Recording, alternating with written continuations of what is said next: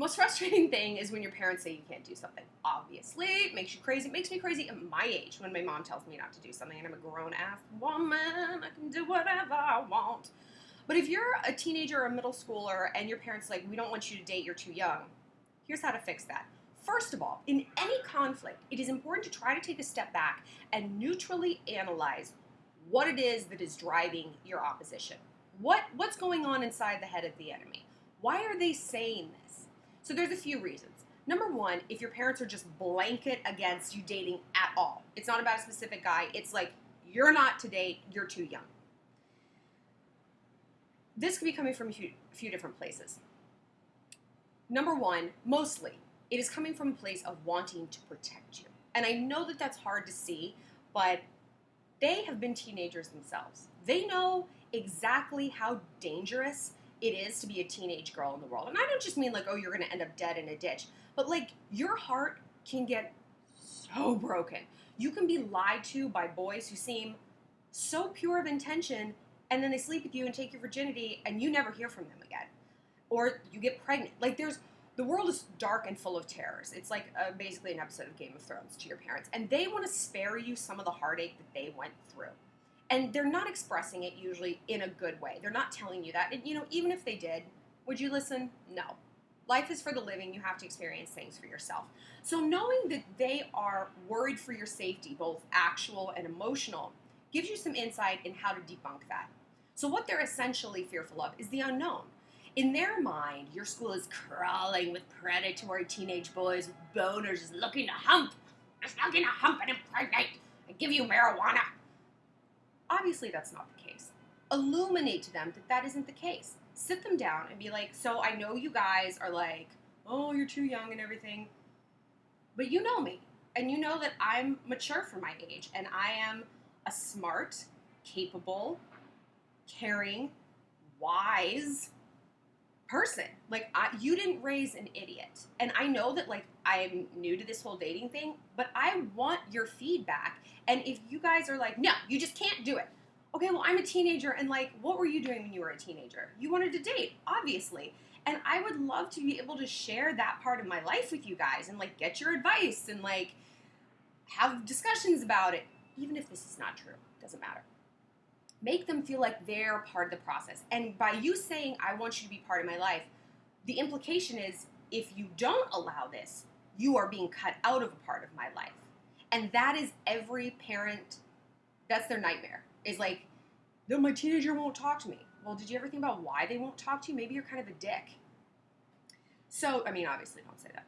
But, reinforce the idea that you make good decisions. And you would love to get their opinion on a guy who asks you out. Or talk to them about a date. And be like, Mom, I would love to come home from dates and, like, stay up late in the kitchen, like, eating cookies and talking to you about it. But, like, if that's not what you want, like, okay, but, you're going to be missing out on a huge part of my life, and that really makes me sad. Give them a guilt trip, and they'll be like, oh. Like, that's not a consequence that they're considering.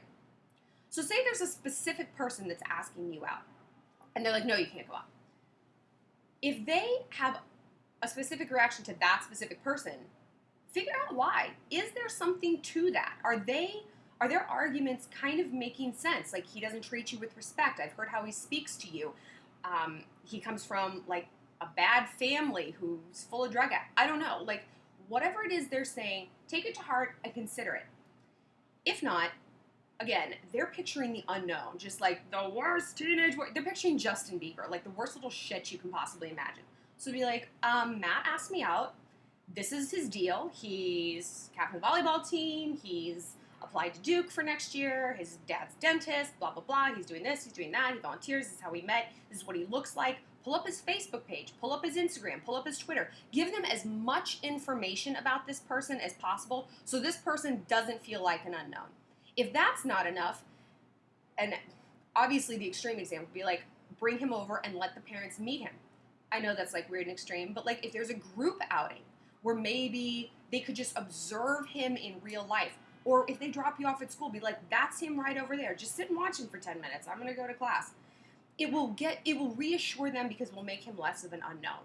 And they will be able to tell a lot just by watching a kid's body language for 10 minutes. I can, you can, so can they. So, again, give them as much information about the person as possible. Reinforce that you make good decisions, and reinforce that this is an area of your life you want to share with them. You don't want to go and have this dating life and have them not be a part of it and not know what you're doing and are you having sex and are you doing this. They need to have a dialogue, and that's what you want as well. Unfortunately, some of you guys have ultra-religious parents, and this is just not going to happen. They're just not ever going to give their permission for you to have relationships in high school that aren't potentially leading to marriage or whatever. I get this. Like, I'm not a parent and I don't care for children, but enough maternal instinct has awoken in me that I'm like, oh, I would raise my daughter as like a staunch Mormon so that she never has sex or just good. I want to encapsulate a child so that to protect them from all of that evil. Like I said, this is your parents' motivation. But also, that's not realistic. So sit your parents down and be like, I know that is how you feel called to live your life. For me right now, that's not. Like, at least not in that category. You know I'm a good Christian girl. I love my religion. I follow it. And I make good choices. And I listen to the Lord for guidance about the people that I'm hanging out with. And I'm sorry that you don't trust me to make good decisions, but I trust myself. And you also should trust me to know that I'm not going to go out and like sleep with a bunch of guys. Like, me going to the movies doesn't mean I'm going to end up pregnant the next day. And again, I want to be able to share that with you and bring us closer. But if you're not comfortable with that, that's fine. But, and this is also very important, be like, I mean, in 2 years, I'm going to be away at college. And I'm not going to be able, you're not going to be able to stop me from doing things. And it would be really nice if we could share that now, and if I could get more information from you, if I could learn more from you now. Make it seem like they're this wealth of knowledge that they are prohibiting you from learning, okay? Because then that's going to change their mind, like, oh, we're not giving her the tools to be a good dater. We're withholding. And then they're going to feel guilty, and then they're going to change their mind. I'm so good at this stuff, I know. Follow me on Twitter and Instagram at ShallonXO and send me your questions.